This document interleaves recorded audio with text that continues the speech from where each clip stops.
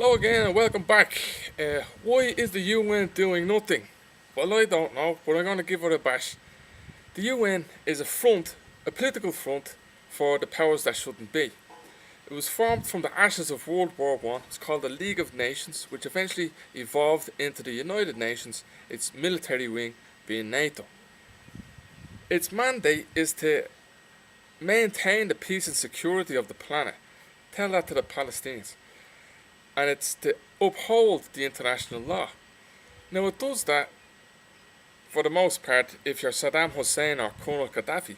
But if you're Israel, you can break as many UN resolutions as you want with impunity. And this has been a reality for decades, okay? It's disgusting.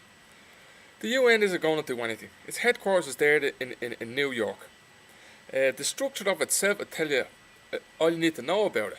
It sounds all fuzzy and great, United Nations, where they all have the one flag.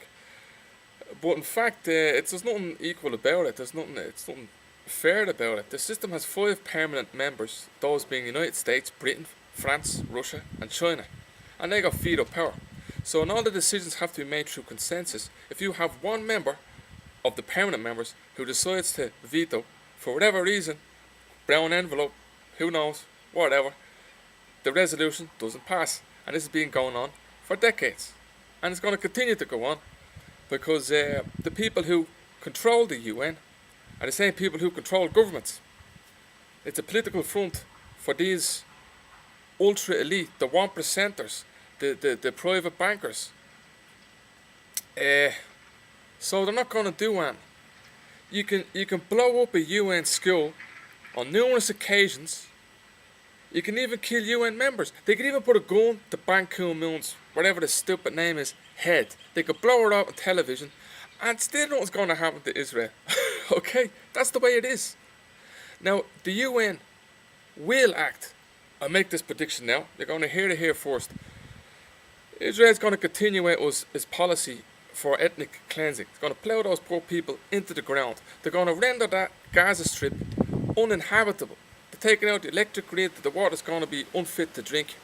And then the UN are going to have to come in for humanitarian purposes, in order to expel the Palestinians from their own land, which is the plan from the beginning.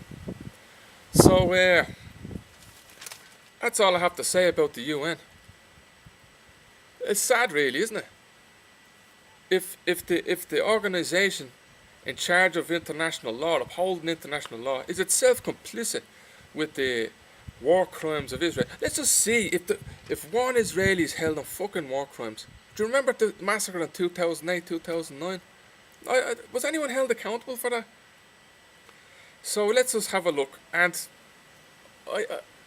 don't hold your breath. Thanks for listening and God bless.